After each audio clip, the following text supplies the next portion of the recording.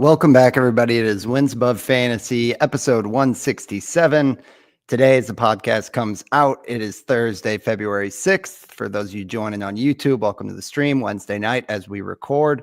Got a fun show tonight with a special guest, one that has been on the docket for Steve, especially for months and months, but on a reference for the show for many years. Indeed, my teaser is that he is one of the few Twitter accounts, along with Jeff Passan, it is not him, who I have notifications set up for, along with like MLB home runs and steals. So we're very excited to get into some players, some charts, another tease there, but it's going to be a great show. Happy February to all of our listeners.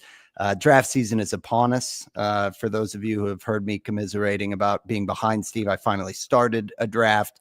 PitchCon is in the books. Thank you, everybody, for participating, for donating. We eclipsed the goal of $10,000 raised for ALS and then some.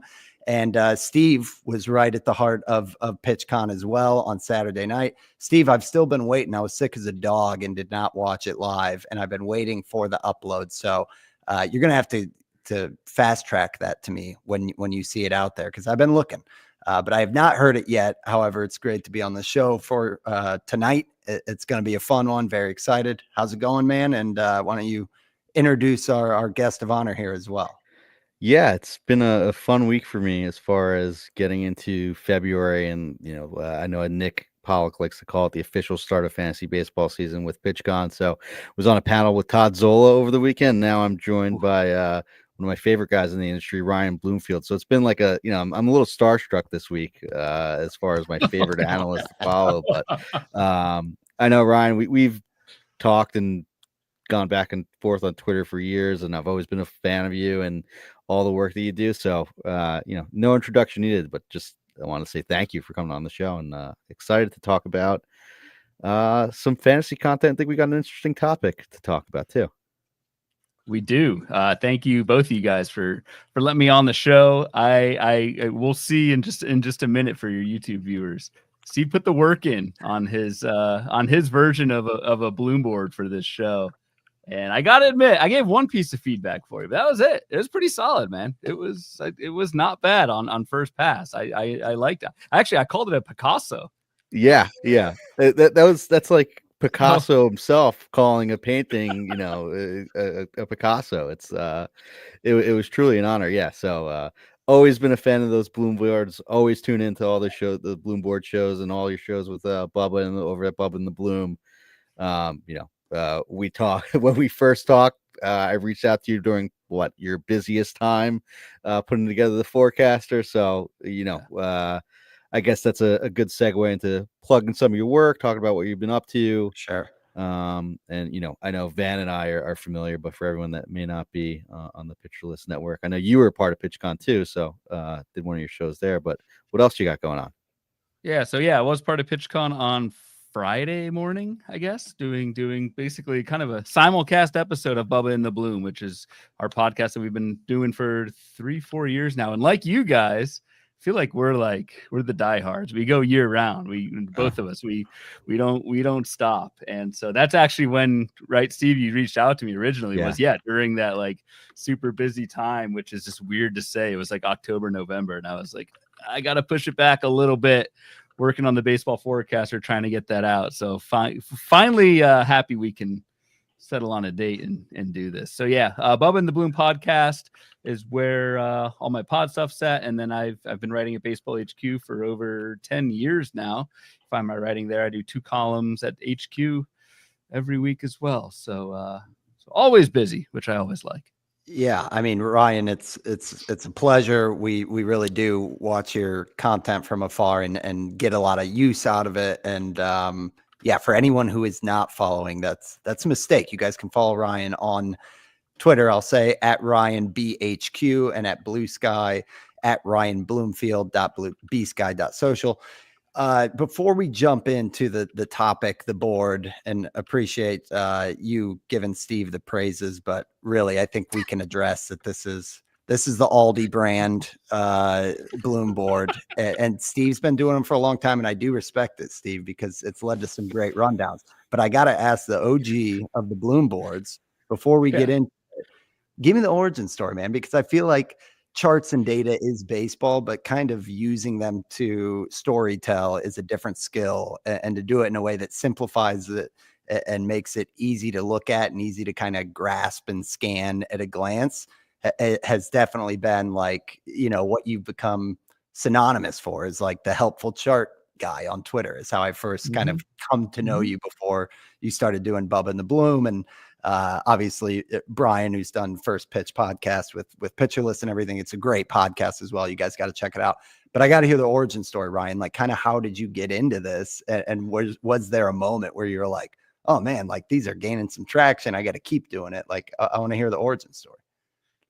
Yeah, so we may run a little long. So back in 2012, no, I'm just kidding. Actually, it probably did start back around then. I'm a huge numbers guy, and like I said, I've been writing for BaseballHQ for a while now, and I was kind of doing this research just anyway in prep for my BaseballHQ columns. I was running filters, trying to come up with kind of interesting ways to group players together that some people wouldn't normally think of, and I was doing all that for my columns at HQ. And I don't know, it's probably 2015 maybe. I was like, maybe I'll just throw these out on Twitter and I'll take a little, I do them on my phone. That's how I get the best resolution for them.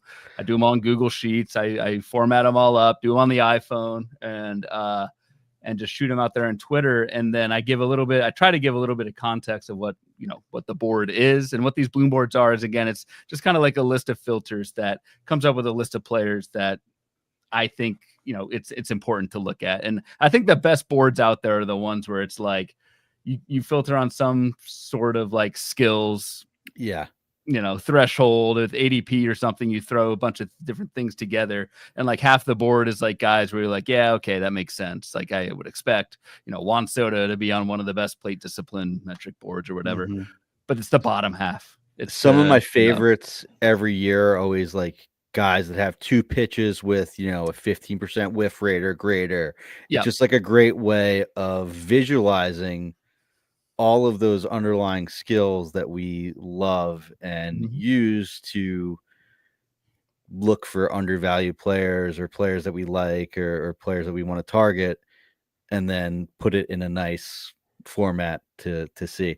I am shocked that you do this all on your phone, because using Google Sheets, like I'm okay at Excel and Google Sheets and all that, and I take pride in that. I've joked on the show that fantasy baseball has helped me in my day job become actually really good at Excel, and it's helped me a ton that way by doing it as a hobby and getting better there. But it is tough to use on your phone, so I'm impressed. That is without a keyboard. I don't know how you would do that, but that's impressive there, that you could throw this together on your phone like that.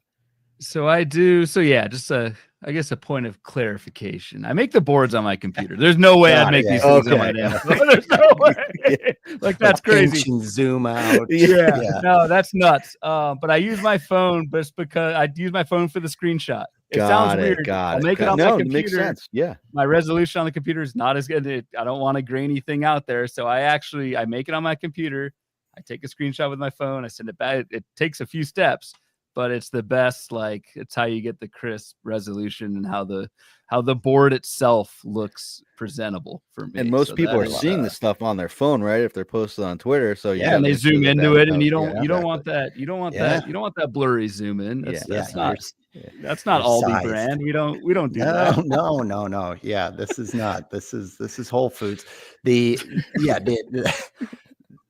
Like you were saying though, Ryan, I mean, the beauty of all of the boards, and hopefully we can spend tonight's show finding this, is some of them are expected, or some of them are kind of like, oh, that's what you would, think it would spit out. But then you see like, it's something about contact rates and plate discipline, and it's like, oh well, yeah, you got Soto there, you got Yordan Alvarez, and then wait, Jung-Hoo Lee is in there, and it's like those are the nuggets where you're like, oh, that's great.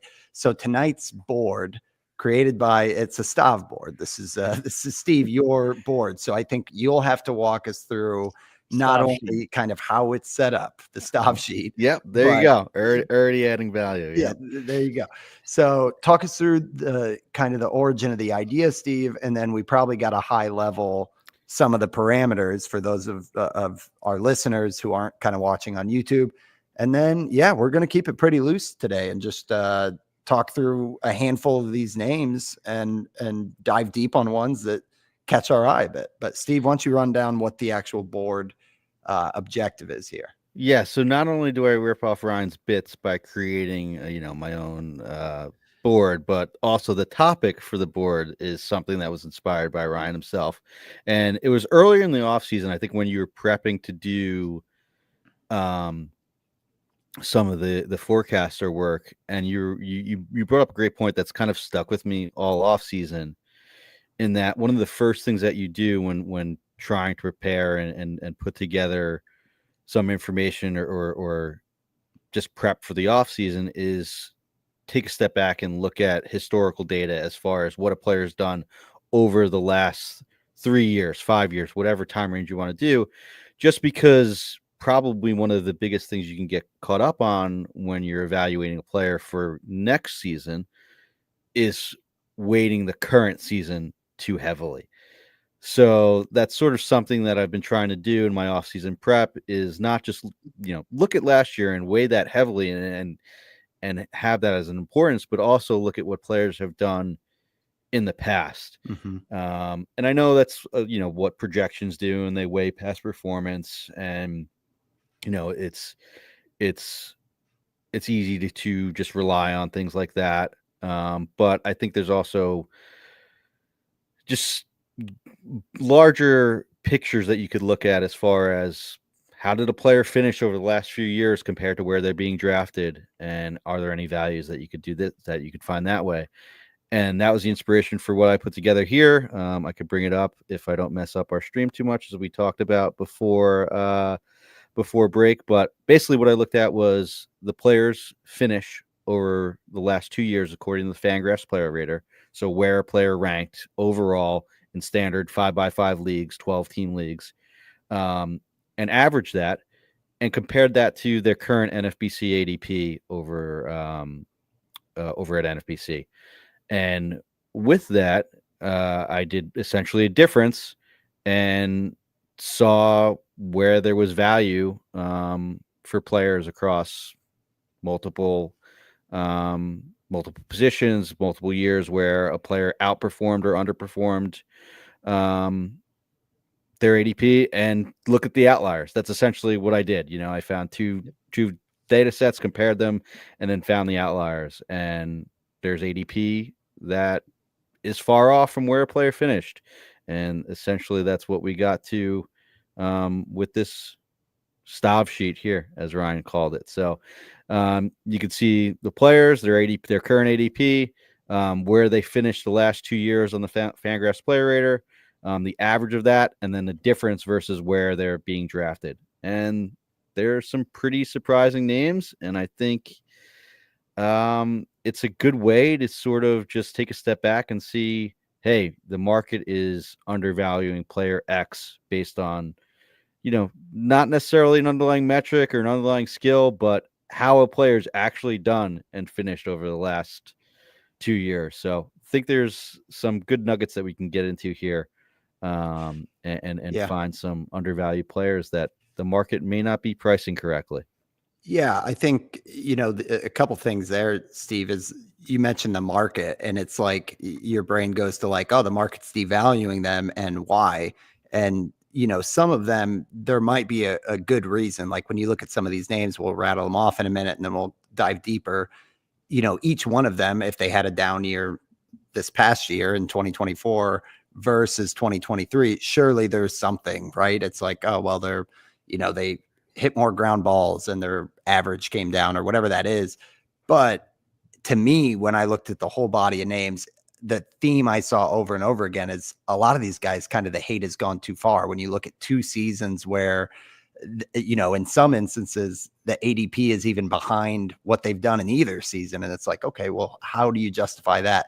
So it'll be fun to punch in on some of these. But Ryan, as the Bloomboard creator, give us your quick 2 cents on the topic, especially as Steve mentioned, since you kind of dropped that nugget this fall saying, sometimes there's a recency bias with just the most recent year.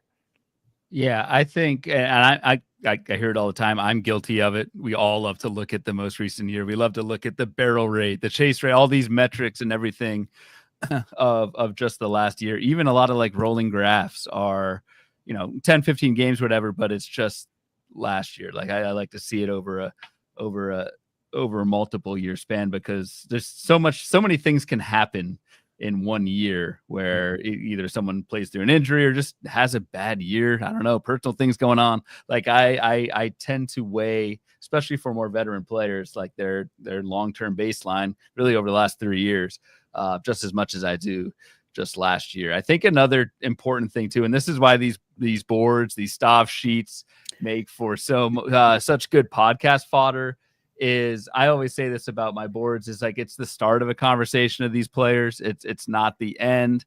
Like every player that Steve has listed here is not a value for 2025, right? There's context to all these guys, but I think what it does for me is it at least highlights those outliers to say, oh, hey, Adolis Garcia was, for example, just looking at the sheet here, was the number 20 player overall by the Fangraphs Player Rater in 2023. Had a pretty bad year last year, slipped down to 135, and the market is actually penalizing him even worse with a 155 ADP. Adolis Garcia has actually popped up on our Bubba and the Bloom podcast before. So it's just like you can kind of, I don't want to say you can pick and choose, but I think you can kind of look at each of these guys in a vacuum, kind of do that analysis and say, okay, is the market overweighing last year's down season, and is that a buying opportunity? And I think, we'll talk about a bunch of these guys, but I think in Adolis Garcia's case, like, I don't see how to have a bad season and finish 135 yet still be drafted 20 spots after that. Just sounds like an overreaction to me. For sure. Yeah, that's one. I don't know about you guys, but I kind of looked through the list and circled a few that jumped out, not only on how far the industry has kind of devalued them in drafts, at least to this point, but also kind of even pulling up like auction calculators and seeing what are their projections, is that related? And for a guy like Adolis Garcia, it's not saying he should be going as late as he is. So yeah, like you said, it's a conversation starter and something to browse for the structure, because I've been putting a lot of host duties on you tonight, Steve. But for the structure of the show, I think what we'll do here is go through some of the names on the left side of this, which pretty much are the biggest deltas between their average rank over the past 2 years versus their current ADP. And then we'll get kind of, after some ad breaks, get to the narrower ones. But the ones that are narrow still from those tend to be the more costly investments on draft day. So the total amount of slots might be less, but in some instances, kind of the percentage that they're being devalued might still be an opportunity to kind of buy low, if you will. So to rattle off the names on the left here, we have kind of going from the largest gap of ADP versus average rank over the past 2 years, the largest gap to the smaller ones: Michael Wacha, Nico Horner, Nick Castellanos, Jorge Soler, Nolan Arenado, Lane Thomas, Gleyber Torres, Brandon Nimmo, Luis Arias, Alec Boehm, Nathan Eovaldi, Zach Eflin, Adolis Garcia, Alex Bregman, Kevin Gossman, Anthony Santander, Paul Goldschmidt, Ian Happ, Cody Bellinger, Kyle Schwarber, Will Smith, Marcelo Zuna. If amongst that laundry list, you heard a name, kind of the theory of the show is that based on their average performance over the past 2 seasons, they are not being, their ADP does not reflect that. There's a large gap there. So, Steve, going through those names, give me kind of top of the waves. What did you notice any trends? Or, obviously bounce back is kind of a thought that comes to mind, because a lot of these wouldn't be priced so late in drafts if their better season was this most recent season. So it seems like the big trend, right, is that 2 years ago they had a pretty good year, and then last year it kind of came back to reality, or they just straight up had a bad year, like you mentioned for Garcia. But talk to me about kind of what you recognized with this start of this list, and feel free to kind of jump in if there's any name in particular that you want to zoom in on.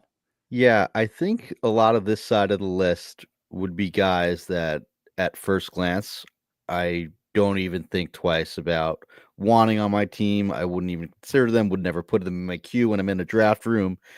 And this exercise has made me sort of think twice, because maybe you're weighing yourself too much towards what's the market saying, towards what happened last year. I know Gray at Razzball always brings up a great point that like ADP is based off a bunch of drafts that are done in October and November, where we don't have information on free agents, and last year is being weighted too heavily, and it really doesn't move too much from that, other than a free agent signing or trade or things like that. So there are flaws in just trusting ADP and drafting off the highest person in your queue. I don't think you're going to win many leagues if you just draft the player that comes to the top of your queue when they're there, and you just let guys fall and don't take any risks or highlight any guys that you want to target. That being said, a few of the guys that stand out to me, I think, are more on the hitter sides, like guys that I would just never consider would be like Nick Castellanos. But looking at this, like, I know there were a lot of underlying concerns. The strikeout rate and chase rate have gone up in a very concerning fashion over the last few years. He finished 37th in 2023 and 80th last year. So, I know there is a lot of flaws in this game, but it is a great lineup. It's a great park. He plays essentially every day. He contributes in 4 and like a quarter category, so throw in some steals. But he's just kind of a guy that I would never consider. And a guy that finished on average 58 over the last 2 years is now being drafted 190th overall. I'm not saying, like Ryan said, it doesn't mean that this is an absolute value. You need to bump Nick Castellanos up 100 picks, but maybe when you need an outfielder and he's there around pick 175, it might not be a bad idea. Yeah, that was one. I'll get to in a minute, but he was one again that, like, just looking at ATC projections on Auction Calculator, Castellanos was one of, I think, about 5 names on that list that we just looked at, that were at least half down the board in terms of, again, not saying in a vacuum, Steve, you should just cut it in half and say, oh, pick 190. Actually, you should be drafting him at 95. You also don't need to. But he was one of the 5 that really jumped out from like ATC projections. So I think it's just kind of that oatmeal-y, quiet, boring production, which I feel like is also your calling card a little bit, Ryan. Like it's like you said on PitchCon, it's your brand of oatmeal sometimes, is like the old man squad. So yeah, when you look at this list, talk to me about themes that you recognize, and if there's any players that kind of caught your eye or caught you by surprise. Yeah, so like Nick Castellanos absolutely is my brand of oatmeal. And like even the projections for Castellanos, like the projections I'm looking at, which I usually weigh like BaseballHQ and some of the Fangraphs ones, got him like the 76th hitter overall, and he's going around 113 in terms of hitters. So like even the projections that do weigh in to what Steve was saying earlier, a player's baseline and not just last season. Like I think Castellanos is fine. It is a profile that probably doesn't age well. It's that like Javi Baez type of like plate discipline that's really bad. And Nick Castellanos is entering his age 33 season. So I get it to some extent, but not all the way down to like a 190 ADP. And I think the point of Van that you were making is like, yeah, just jump it by a round or something. Could take Castellanos at 170, 175. I think that works. So interesting. So like, and one of the points that was made is looking at the 2024 rank versus the 2023 rank. And I'll just call out a guy here in just a second. Almost always it's the 2024 rank that is more red, right, than the 2023. Right. So these are guys that were in general good in 2023 and bad in 2024. There are a couple exceptions, and the three that I'll throw out are Anthony Santander, who finished 73rd in 2023, finished 31st last year, and is going 113th. Wow. And then your two utility only guys, depending on which league format you're at. But Kyle Schwarber, who went from 50th to 21st overall last season, is now being picked 80th, and Marcell Ozuna, who was 41st 2 years ago, 14th last year, first round player, going 71. So those three guys, I think with Schwarber and Ozuna, it is that UT only. Schwarber in a roto league, like that batting average is kind of death. So I kind of get it. Santander, I don't. I guess it's the free agent discount, but like even if you just say Anthony Santander is, say we ignore 2024, his career year, whatever. Let's say he regresses back to what he was in 2023. He finished the 73rd overall. He's a 113 pick. I really like that. So those were a few names that stuck out to me, were guys who actually improved last year, yet are still being picked way after where they were at in 2023, which was their better of the last two seasons. Mm-hmm. Yeah, it seems like the thing about Santander is like he's exactly what I want from an outfielder, because in my opinion, I know people have said different things, but outfield doesn't seem to have the depth that it used to. Like it seems like I'm not Agreed. as excited in the 170, 80s, 190s to go grab, an outfielder that could shoot up the board. So if I'm going to grab someone in like the OF2 range, I don't need them to be, a lottery ticket where they're going to be a first rounder next year. And I'll take the steady Eddie production. I think that's probably the thing that's consistent about almost every one of these names, is they feel like the picks that you're reluctant to make in the draft room, because there's nothing sexy about any of the names when it comes to, other than, some of them have like, it comes with the DH thing, but Ozuna, everybody knows it's like, a StatCast page lights up red, and the homers are, obviously like a metric that everybody pays attention to. But for the most part, there's not a lot of pop in the draft rooms when you draft any of these guys. But I think you need these types of guys as like glue pieces to your team. One that I found kind of interesting too was Ian Happ, just because he's another one that, like, when you look at outfield and just steady production, and a guy who's quietly made like refinements to his games throughout his career, the ADP is still at that 136. You look at what he did 2 years ago, 107, got better last year, and it was in the 60s for how he finished. And 60 overall. And yet his draft price is 75 picks later than that. So I think Happ is another one, even as a Cardinals fan, that, it seems boring. And it's like, in home leagues, you're like, oh, well, I can grab a guy like that on the wire.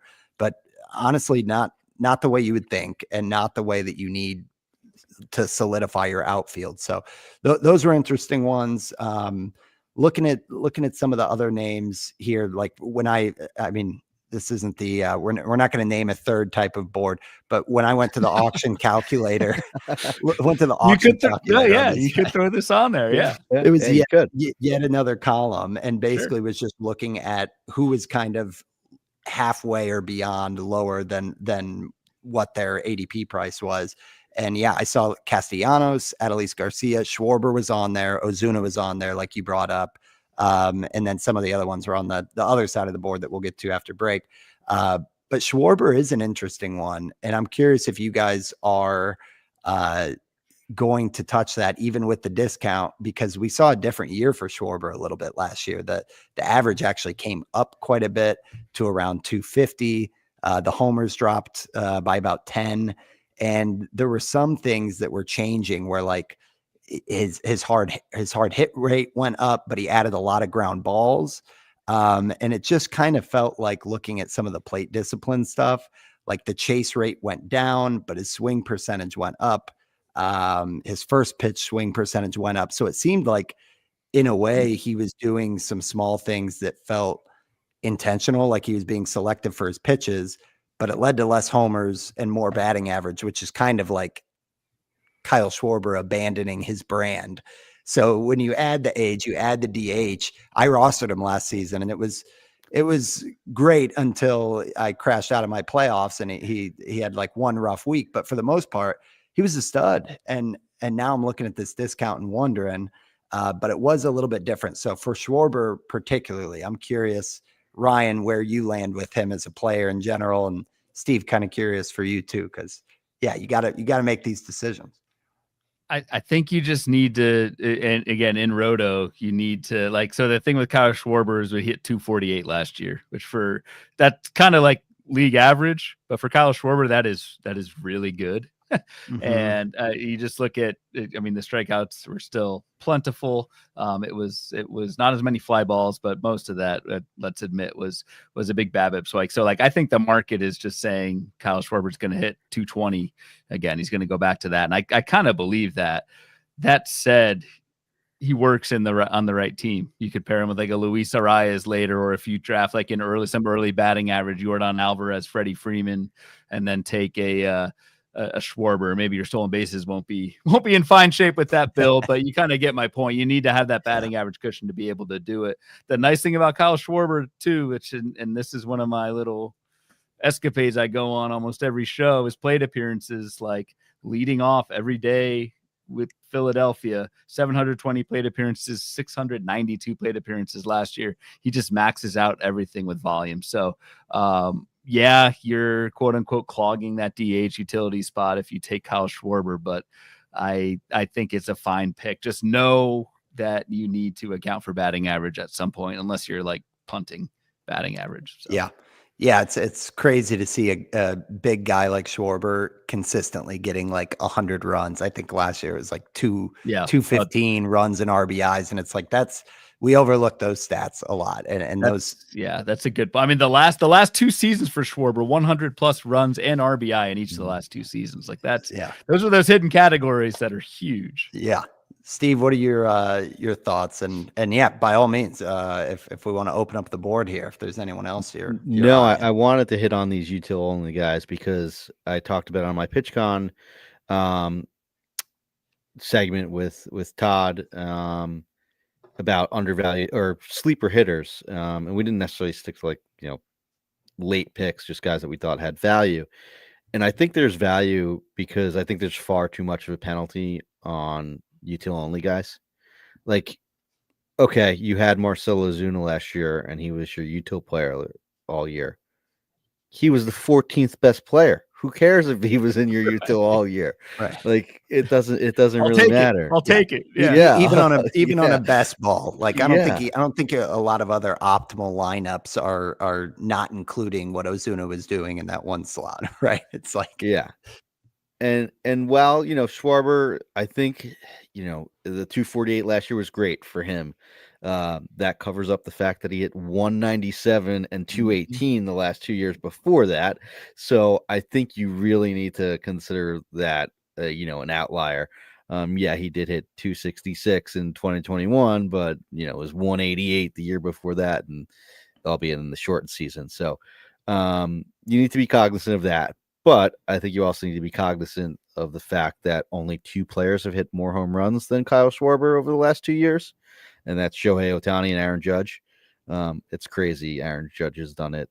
Aaron Judge has 3 less homers than Shohei Ohtani in 30 less games, and like 50 less games than Kyle Schwarber. He has 10 more home runs. It's insane what Judge does on a plate appearance basis. But also on that list for top 10 is Ozuna at 6, Santander at 8. Another guy who's util only heading into the year. He's not on the sheet. Is Brent Rooker with a nice 69 home runs over the last 2 years. So I think that there is far too much of a discount on guys that are older and specifically util only. And I know Schwarber may play some outfield. They've already talked about Rooker playing some outfield too. So maybe that does go away. I think definitely with Rooker, they said they're going to get him out there pretty often. So don't have to worry about that as much. But I don't think it's that big a deal, and I think you kind of just want good hitters, and that's what I think Schwarber, Ozuna, and guys like Rooker are. Yeah, and in leagues that have softer position eligibility rules, track that too, because you might be getting some of the overlay on that ADP, even though, an Ozuna is outfield eligible, which by all means at that point, smash the draft button when it's in that range. We are going to get to more names from this list we just talked about and also introduce the second half, which starts to get, closer down to the early rounds of ADP. And we'll get to all that right after this ad break. Okay, so looking at the rest of this list, guys, on the left side still, the names we've talked about. Curious, Ryan, if there's any other players that kind of jumped out. We haven't talked about pitching either, which we don't have to go there, but, names like Eflin, Eovaldi, it's kind of interesting to think, pitching is such a volatile thing where it's like you can add a new pitch or you can lose velo. Do you feel like there's still merit in an exercise like this of looking back multiple seasons, or is it more for veteran batters? It's a really good question for me, and I could be totally off on this. I put a lot more stock on the hitters bouncing back than the pitchers. I do think that a lot of the pitchers, especially as they age or whatever, lose velocity. I think we have more tools in our toolbox to be able to say, hey, this pitcher is, the stuff isn't there. The PLV is dropped. There are things we can quantify that look at that. And then you tack on age on top of that. And I think I know I'm more apt to take a hitter on this list than I am a pitcher. Yeah. It brings up something I was thinking about as you guys were talking, because what I said earlier about like none of these guys are automatically, not all of these guys are targets. Who would you guys say, and I'll lead off, who would you guys say the market's right on to where like the market is right to further dock these guys? I think for me, I'm going to go Kevin Gossman, who was 20. I mean, maybe that's why I went first, because I want to take the obvious guy. Yeah. But Kevin Gossman finished 45th in 2023 on the Fangraphs Player Rater, finished 155 last year, and is now being taken 170. I just look at the velocity, the two pitches, the age, all that trending in the wrong direction, and I'm not as up on a Kevin Gossman rebound as I am some of these other guys. So I think that's one where the market is correctly kind of knocking him down even further in 2025. Yeah, that was one too. I think the pitchers, I agree with what you're saying. It just seems like there's enough that can go wrong in a season, and it is something that Steve's done articles in the past. It's like second half pitching breakouts that actually had a tangible change and stuff like that. So there's a lot that goes into that. Good question though on who else I believe the market is right on here. It's tough because like I'll let you think while I speak, because even on the hitter side, I was burned by this last year, completely burned. Anthony Rizzo would have been totally on this list last season. Someone who has the track record, is a hitter, aging hitter, but is a hitter.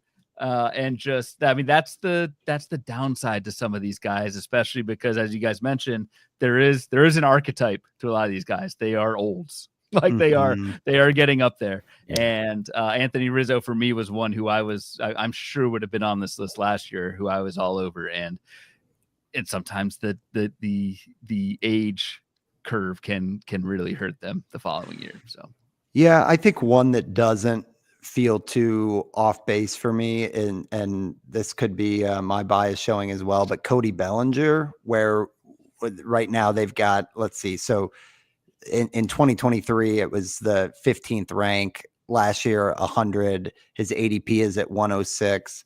Like overall with Bellinger, I've never necessarily been in love with the profile. It looked really different in 2023, and everybody thought it was just kind of like what was happening with the Cubs.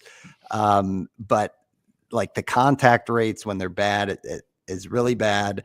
I'm not saying that he's like on a don't draft list for me, but I don't think looking at like the ADP right now, if you were to move him up to what's his average at on the chart here. So his average is at a 57.5. Yeah. Like in that, even if you discounted 10, 15 picks, like I don't think there's much question for me on like Bellinger versus some of the other bats in that area, like Lawrence Butler, Brenton Doyle. Like I would be much more excited about those guys than Belly. But yeah, it's tricky because all the hitter ones, I mean, it makes you think when you look at what they've done the past 2 years. But Bellinger's one that I'm not huge on, just the profile in general. I don't know, Steve, if anything jumps out. The name that came to mind was Kevin Gossman. That's something that I believe in and think that the price is accurate. And I think with pitching and sort of why we can do those exercises in smaller samples, because we have data that works in smaller samples, right? Like, you hear talk, Sarah's talk about it all the time, and like rates and barrels. Like, if you have like good stuff numbers on when a rookie pitcher comes up, like it's super useful for that kind of thing. Why this is so useful for hitters is because hitters, we need larger samples, and you can buy into that. But yes, there's also the Anthony Rizzo fallacy, which, I was there too. It's like, he's finally healthy over the concussion, like in a great lineup, in a great ballpark. Like there too much of a penalty. Like that thing could happen too, especially with aging hitters. But a guy that stands out to me that I think the market might be right on is Lane Thomas. I tend to sort of fade, speed only or speed heavy profile guys. I say that as he had a 28-20 season 2 years ago in Washington. But he also, only had 15 homers last year.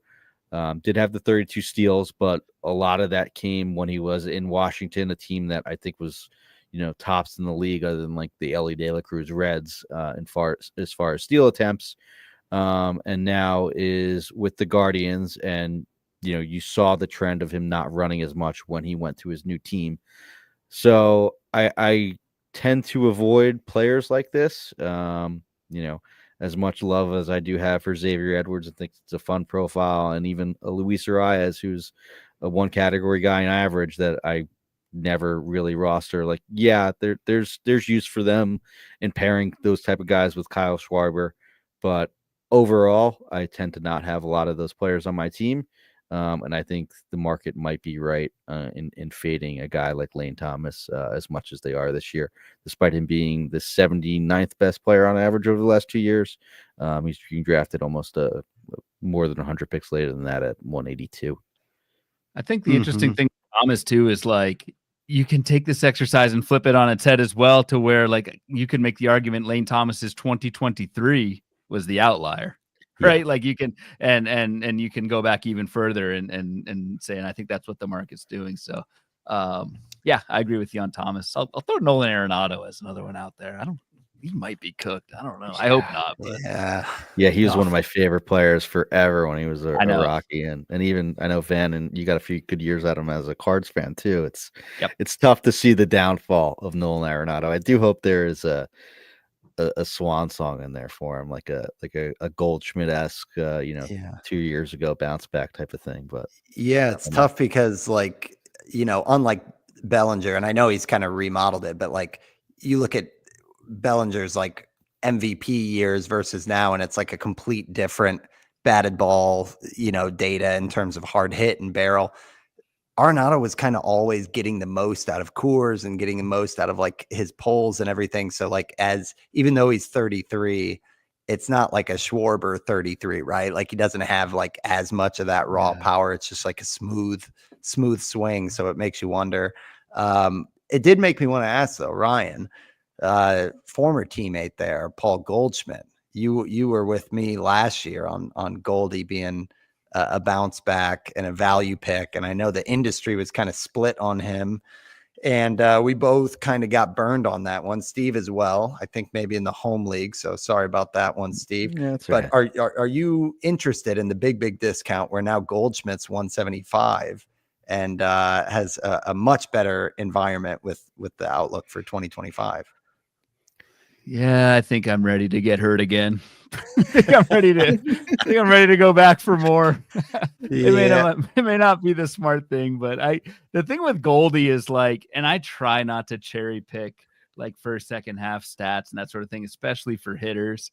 But like there was a while there for Goldschmidt that I thought he was completely toast. And it was nice to see at least those signs of life from Goldschmidt return in the second half when he had 11 homers, 7 steals, and hit almost 270. And then I think on top of that, right, you've got to talk about the move from St. Louis to the Bronx. And I just think the team context, the park it goes oppo a little bit. I mean, it's not as great for right-handed hitters as it is for lefties. Yeah, but I just think the team context is, it is good for Belly.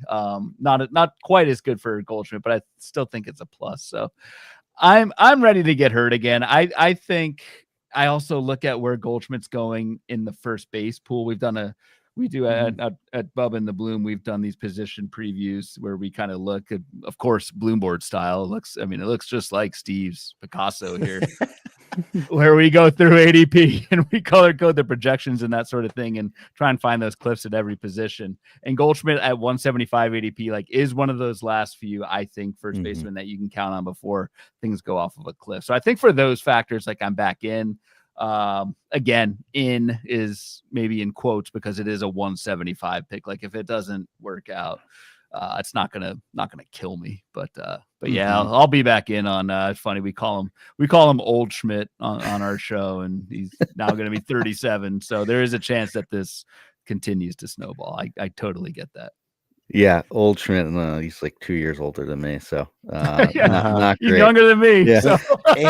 and the dude is an absolute Iron Man. Yeah, you look at his games played, and top shape. Yeah. At the same time, though, doesn't he? I mean, he just is built like our parents' generation. It feels like you could have dropped him in with Roger Maris and company. It's just, I don't know. I think Goldie, the Cards have been a dumpster fire by their standards, especially. So I think it's a little bit of the narrative, but going from that to being surrounded by competitors and World Series on your mind, that type of stuff, stranger things would have happened if Goldie has a really good bounce back. And I think, 175, man, it's really tempting. Like you said, that Michael Toglia is being drafted a couple picks after him. And before him, there's not a lot.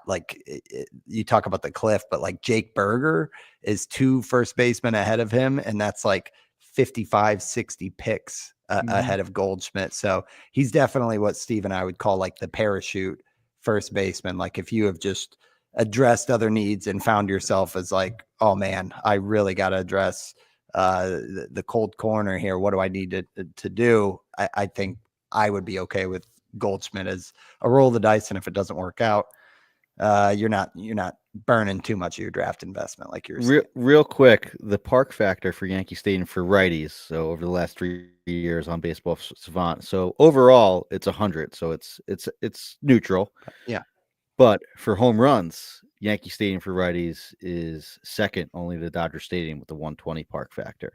And St. Louis was 93rd percentile and 22nd overall for home runs for righties. So it's not as great of a park for righties without the short porch, and there are other downsides to Yankee Stadium and the fact that smaller outfielder and less hits fall, things like that.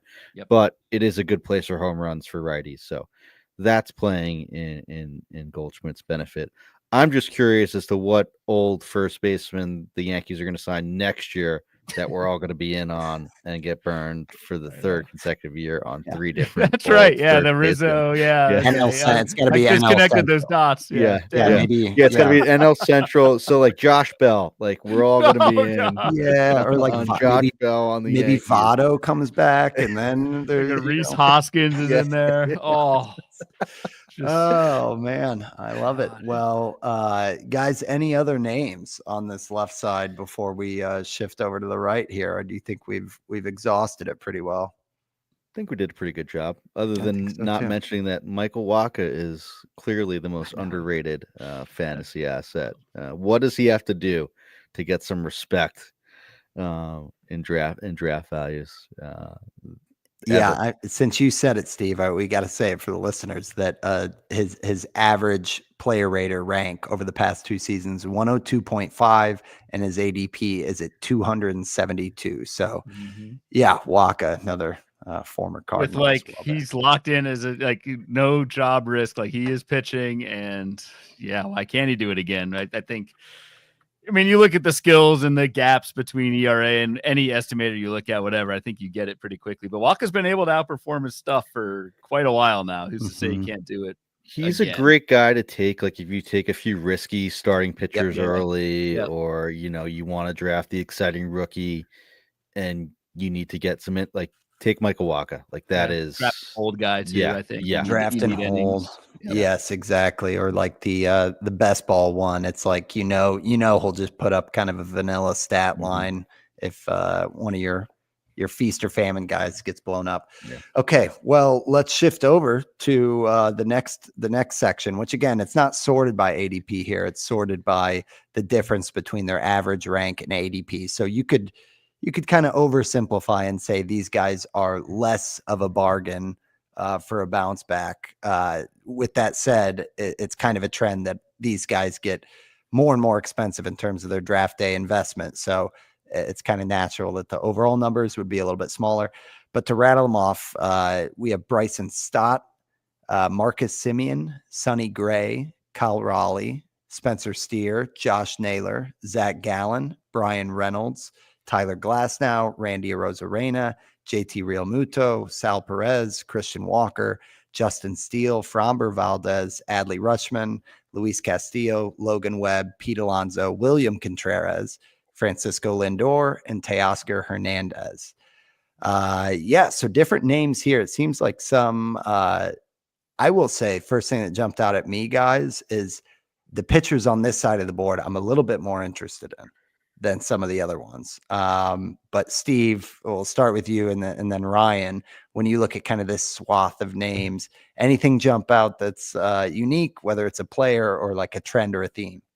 The first thing that jumps out to me, and I DM'd both of you guys like as I was prepping for the show, is I am astonished that a player can finish 11th in the player rater 2 years in a row and still be discounted compared to those finishes. Yes, it's a super small one, but Francisco Lindor has been a top 11 player the last 2 years and is being drafted at pick 15. Just unbelievable with what he's able to do year in and year out. And I think like one of the more underrated fantasy superstars of the last it's coming on like a decade now of Lindor doing this. Like what? It's been since like 2015, 2016, I think, when he first came up. So just an absolute all around stud that I think just no matter what doesn't get the respect. Like, there's he starts cold every year, right, in April, and there's Mets fans that I'm here in the tri-state area, New Jersey, that want Lindor's head like every spring. It's like, how many times does he need to do this before you come crawling back again every July and like chant MVP at the end of the year while you're booing him in April? Like, this is what he does. And there's just hitters. It's just amazing how there's still a slight discount when it comes to Lindor in terms of what he's returned over the last 2 years. Why is that? I mean, is it because the average, it's like been, I think so. A decade since he's hit 300? Yeah. Okay. And he's not like a 900 OPS guy. Like he hovers around 800 OPS. Mm-hmm. I do think, and just, I mean, this ADP is NFBC, and a lot of things I've heard, and it's true when I kind of bear out the batting average, where batting average is at in these drafts, is it does make sense to shore up and cushion your batting average early, because the batting average does kind of fall off a table. You can still get batting average later, but it costs you in other positions. That's why I think Lindor is, again, it's not a huge fall, but and I think the price is totally fine. Like I would absolutely take Lindor at 15, but I just think that's why there's such a focus on batting average in the first round this year. And you kind of put yourself in a hole if you don't draft a guy that potentially could hit 300. I mean, that said, batting average is so it's the hardest one to project out of them all. So I don't know. It is. And it's also like, I mean, Steve, I know we joke about it, but you bring up a good point that, like, let's say that April doesn't happen, where in 2024 it was 210. It was 220 in 2023. Even if it's like 240 one of these months, like that's gonna help. Right, because like other than that, even like the expected batting average is much, it's another 15 points up. It's like, what do you think, Steve, like his true average talent is? Like a 280 guy? It's probably closer to 270. I think he's a Okay. neutral 270 hitter. Like Okay. his career is 274. All his projections are pretty light. That may be playing into, the fact that he's a little older and some regression. And he has had some years recently where he hit 250, 230 in that miserable, first few months in New York. I think that also plays into a factor. That 2021 season, I think, stands out in people's minds. But in the 3 years since then, it's been a 124, 121, 137 WRC plus.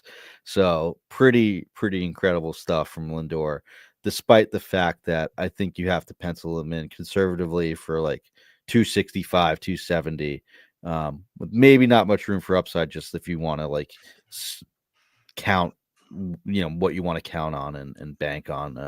There is a chance that he does hit 250, which I could see being an issue in those 5x5 average only leagues, and why it might be discounted there at NFBC. That's I mean, in 5-cat, like his best category is runs, which is always the most overlooked. I mean, it seems like everything else is like a B plus or A minus, and with your like first pick of the draft, you want somebody who's amazing at something, and he's just kind of really good in a lot of areas. But Ryan, looking at this group of names, anything kind of jump out at you that's interesting, or any one or two players that you're really kind of piqued your interest? These are my guys over here on the right side. Honestly, my favorite hitter and my favorite pitcher that I've been drafting this draft season are on the right side of this board. Favorite hitter is actually the last one listed, is Teoscar Hernandez, who only has a difference versus ADP of 2 picks, going at 64 overall, and an average Fangraphs player rater rank of 61.5. But I think, again, these boards need context, and that's why we talk through them. Teoscar Hernandez is someone who is coming off a season where he finished 22nd overall in the Fangraphs player rater and is going 64th. He's going right back into the same exact team, context, everything. Everything is the same that Teoscar Hernandez enjoyed last season, and he's going right back into that. Plus, I think you factor on top 2023. He hit in the worst park to hit in the majors, and that's Seattle. Teoscar Hernandez hated playing in Seattle. He is on the record saying he did not like hitting in Seattle. I'm a Seattle fan. I'm wearing a Seattle hoodie right now. The Trident logo. I'm just being honest here. I think I think you can almost throw away 2023 for Teoscar Hernandez. A situation, he was there in Seattle for 1 year, did not like it. He goes from the worst context in baseball to honestly probably the best in baseball with LA. It's not just park, but it's just the team context of runs and RBI. I think this board is taking an average of the 2 seasons, which it should. I think in Teoscar's case, you need to much more weight what he did in 2024 than what we saw in 2023. And you're getting a 40 plus pick discount over what Teoscar did last year. And for that reason, he is my favorite hitter value in draft season right now. Wow. Yeah, that's a good argument. It's tough to like dispute that. Right now he's outfielder 18 off the board. The group before him is like 17 picks ahead with the youngsters, with Wyatt Langford and James Wood. Ryan, do you like, I mean, in a vacuum, you probably don't have to do it in drafts, but do you like Teoscar above guys like Wyatt Langford and James Wood?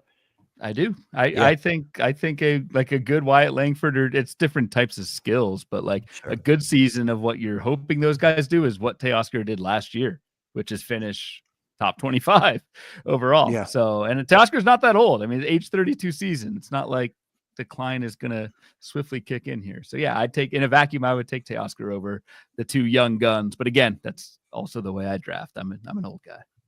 Yeah. No, that's interesting. Steve, where are you at with Teoscar? This was a great elevator pitch. I am in on Teoscar. I think that's a great I've made it before, a great call. For sure. Like he's still being punished for what was an outlier year. Like every other year going back to 2020, even like 2019, when he really broke out with the Blue Jays, was in line with what he did last year. 270 to 280. I mean, even close to 300 in his walk year in Toronto with low 30 home runs, and he's going to get really good counting stats. Like, potentially the best of his career being in that lineup and playing, close to every day. So I really think that there's, the fact that he's older, maybe the fact that he didn't have a team yet, and now potentially could be drafted a little bit higher in recent drafts. I'm curious what like the last 2 weeks ADP is on him. I could look that up as we riff, but yeah, there's really nothing that you could say that he wouldn't at the very least return his value for where he's being taken. And I think, if he hits his projections, it's essentially the same year as last year with 33 homers, close to 200 RBIs and runs, and, chip in 10 steals. That's going to be a top 20, top 30 player on the player radar if he does that again, which the projections don't think he's going to. So why not? Yeah. And I mean, like you said, the 2023 where he was ranked 101, if we're viewing that as a floor where he was miserable in Seattle, and if you look years prior to that, like the average came up a little bit, like things were better, this is a pretty high floor, and obviously a ceiling that's as high as 22 in your leagues, and you're not paying anything close to that. So I like that as well.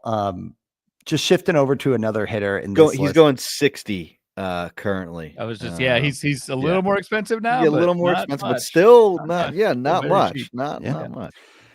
Christian Walker was another one that kind of caught my eye. I mean, the discount isn't huge, but if you look at Christian Walker in 2023, he was ranked 35 on the player rater. Last year, 117. So that averages out to 76, and his ADP is around 96.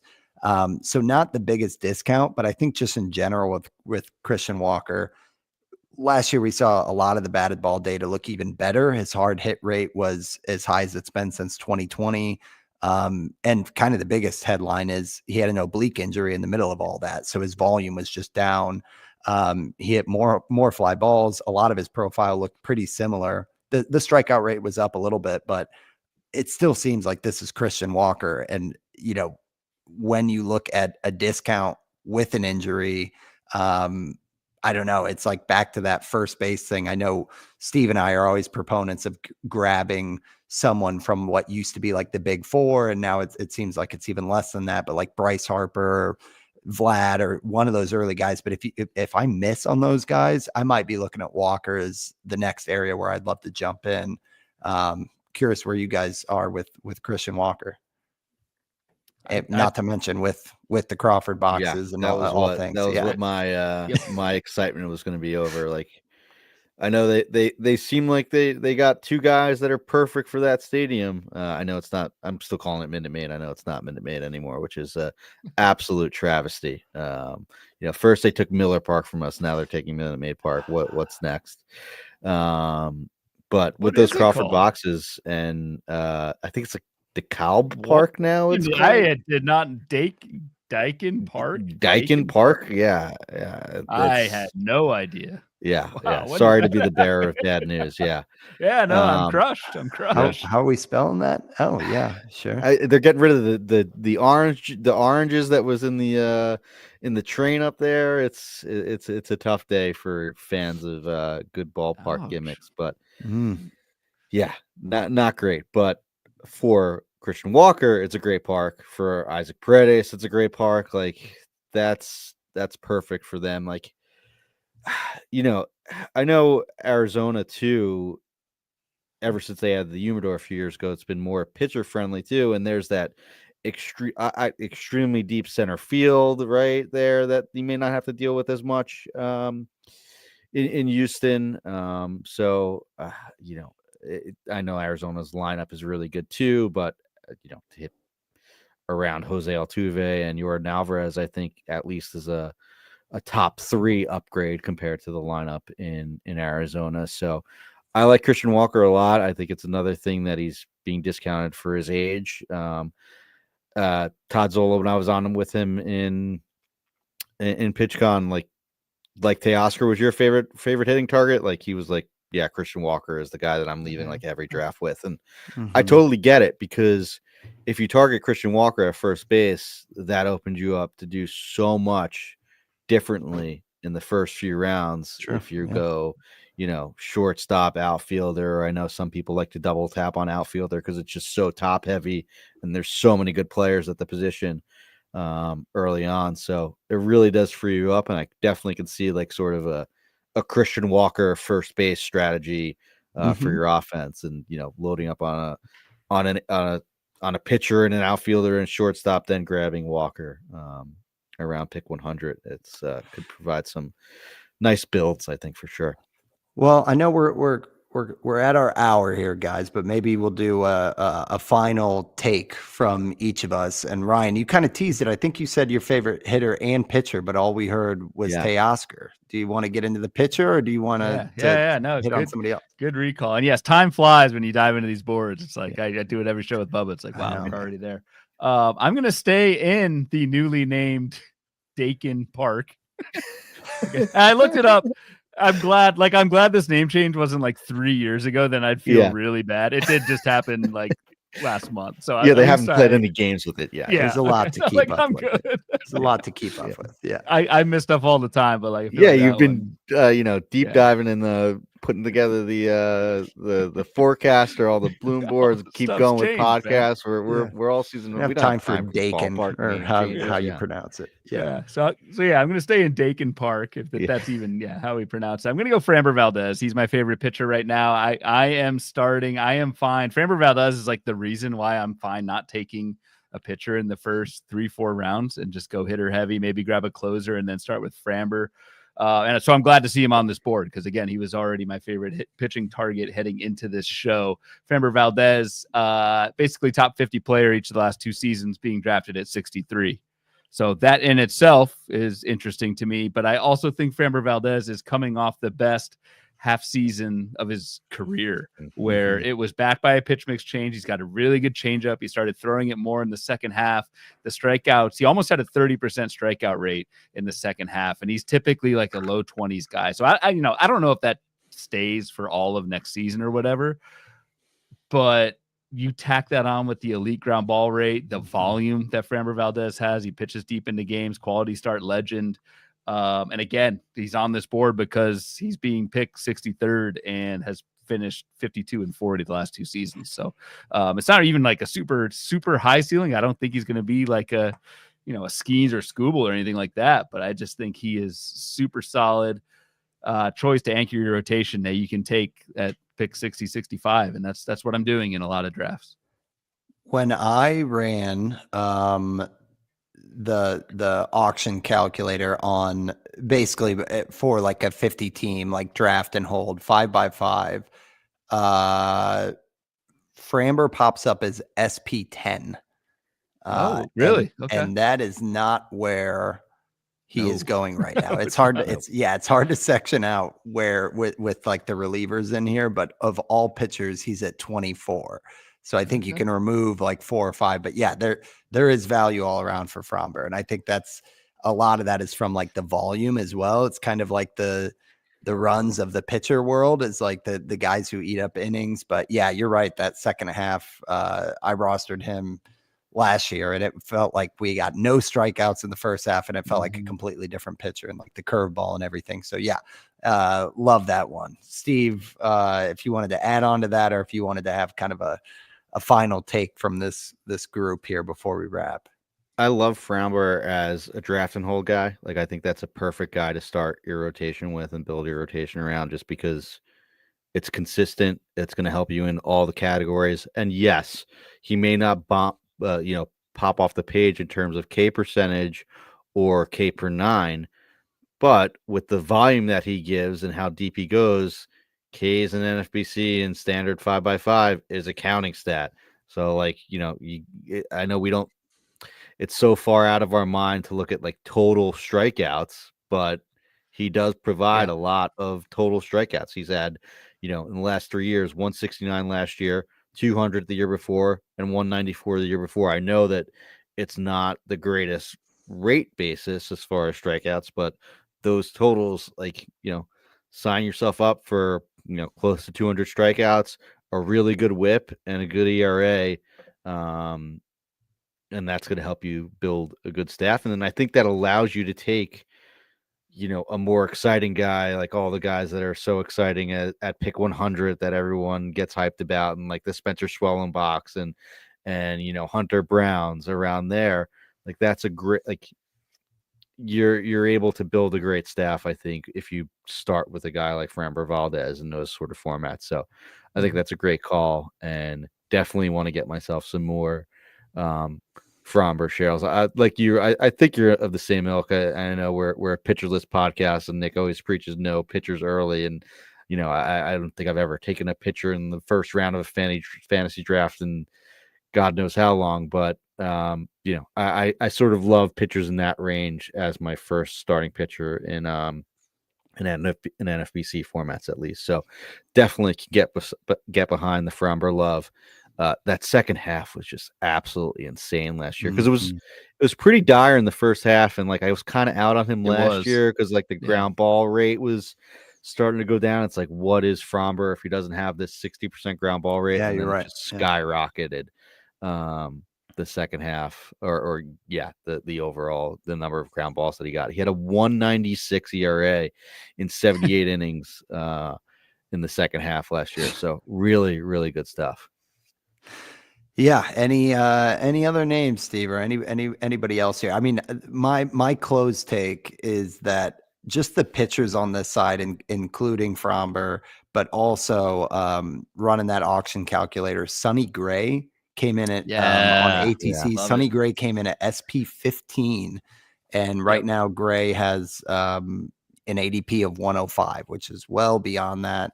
And Gray is one that, last year it's just kind of sleepy because one, the Cardinals, and two, his second half wasn't promising from a ratio standpoint. It was up in the mid fours, and no one was paying attention to the Cardinals. But his whole season line, it was a 30% strikeout rate and a sub 6 walk rate. So I know he's not the extension god and quite the stuff king, but he's another one that you should be able to kind of count on as a steady Eddie SP2 that is probably slipping farther than, his average over the past 2 years on the player rater is 66, and that ADP is at 105. So Sonny Gray, and then also Zach Gallen and Glasnow, and Luis Castillo and Logan Webb. All of those guys were top 20 on the auction calculator, projected out by ATC, which when you look at that next to this, which says the industry is pushing them back, the projections are keeping them up. To me, that's at least the jump off point to say, do I like these guys, or is there a build I have where I got a lot of swing and miss, and Roki Sasaki, maybe I'd pair him with the Logan Webb or something. So I think that was my big takeaway, is that I like the pitchers a heck of a lot more on this side versus the ones on the other side, which seemed like they were a little bit less exciting. But Steve, any final thoughts on this before we wrap here? I'm guilty of it too. I don't know if I've ever had a share, but why does Josh Naylor never get any respect? I was just looking at him while Van said that. Agreed. Right? Even Josh Naylor had a great year last year. Even if he goes back to what he was in 2023, which is 86 overall, still a value. It's full regression. Is it because he doesn't look super athletic and is larger, and he's still. He's 27. He got traded to a good team. I love it. I don't know. I think Josh Naylor is another one of those guys that just, for whatever reason, I'm curious as to what he would be in the player rater there as far as his projections, which they don't like him that much. They're all projected for 20, low 20s homers with a 260-ish average, which I would take the over on that for homers. And he runs too. He's one of the few first basemen that they can run a little bit. 16, 20. 22 steals over the last 3 years and only caught 5 times. They don't love him. He's 45th on the player rater, but that's still not bad though. 45th hitter at like a $13 valuation. So 45th hitter, and his ADP is at what right now? 103. He's going 103. So yeah, that's about in line. What's curious about Naylor, and I don't know if it's like docking him or what, but like he's one of those. I'm trying to think of some of the other comps we've said this about in the past, where like the production looks different. Like he went from being like the average guy with only 17 homers to like the average shot down to 243, but he had the 30 homers. But then you look at all of the underlying stuff, and it's not like he totally reinvented himself. Like he was a little bit more selective. The walk rate moved up, but like a lot of the batted ball stuff and a lot of the line drive and fly ball, it's like it's not such a change where it was like Joey Votto when he totally sold out for power. Like I think the real Naylor is probably in between the two, right? Of like, maybe like a 270, 25 homer guy rather than one extreme or the other. But yeah, I mean, what other first baseman? We were just talking Christian Walker. So I really like Walker, but if you get burnt there, maybe nice Naylor's backup kind of your plan. fallback. Yeah. Mm-hmm. Awesome. Well, Ryan, thank you again so much for joining us. This was a blast. No joke. We reference the boards all the time. It's probably been in our 167 episodes. It's probably been 2 or 3 shows that were just dedicated to breaking down the board. So the podcast stuff you do with Bubba is also fantastic. One more time for our listeners, just let them know like where they can find your work and kind of your cadence of putting stuff out so people can follow along this year. Yeah, sure. So on the socials, just look up my name, Ryan Bloomfield. I'm on there. I'm starting to lose track of what all the handles are across all the different things. But easiest way to find me is on the Bubba and the Bloom podcast. We put out episodes twice a week, usually Wednesday morning and Friday morning. So that's the easiest way to get in touch with my stuff. And then again, I write at BaseballHQ. It's a subscription site, and I've been doing that for a while, and we'll be doing that for a while as well. So appreciate the kind words, fellas. I could talk about any Bloomboard like this for hours. So this was a blast. Awesome. Well, thank you all for tuning in as well. Steve and I are still every other week through February. I think in March we'll ramp back up to weekly, and it'll be that way through the entirety of the season. But and until the next time, happy draft season, guys. We'll be in touch with upcoming shows on how those drafts are going. Get into all the fun stuff on ADP movers and all that. But on behalf of Ryan and Mr. Steve Gisueli, as always, Wins Above Fantasy 167. Thanks for talking baseball with us.